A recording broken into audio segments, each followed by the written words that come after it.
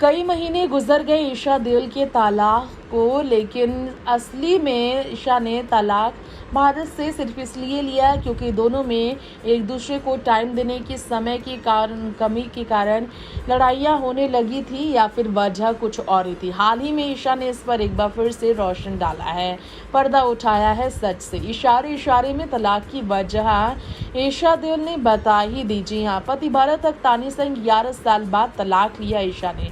दो बेटियों के जन्म के बाद जो काफी व्यस्त रहने लगी थी, उन्हें अपने पति को समय देने का समय नहीं था और भारत को इस बात की तकलीफ होती थी।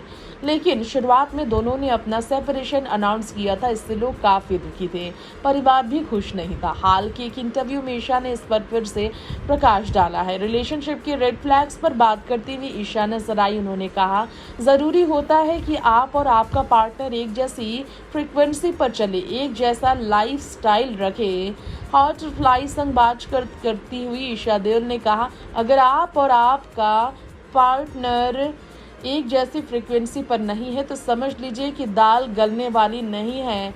फिर आप उस इंसान के साथ रहें जिसका लेवल आप जैसा हो। मैं इनमें फाइनेंशियल स्थिति को लेकर बात नहीं कर रही हूँ, इसमें इमोशंस की बात कर रही हूँ। ईशा का कहना है, इमोशनली दोनों के विचार अलग थे।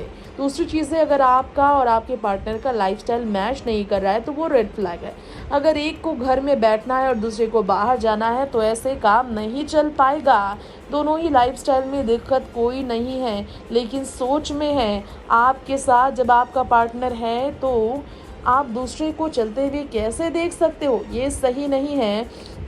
आपको बता दें कि ईशा देओल इस तरह से कहती हुई नजर आई कि उन्हें लगता है कि किसी के साथ भी अगर आपका रिश्ता रखना है तो उसके साथ दोस्त बनकर रहिए। आप दूसरे को प्लीज़ करने या फिर उसको खुश करने के लिए उसके साथ ना रहे। अगर आप अपने पार्टनर के साथ बिना कुछ किए भी टाइम स्पेंड कर रहे हैं तो वो ग्रीन फ्लैग है।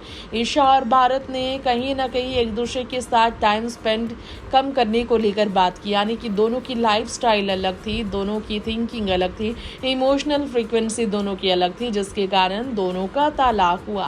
नेक्स्ट 9 लाइव श्रुति की रिपोर्ट।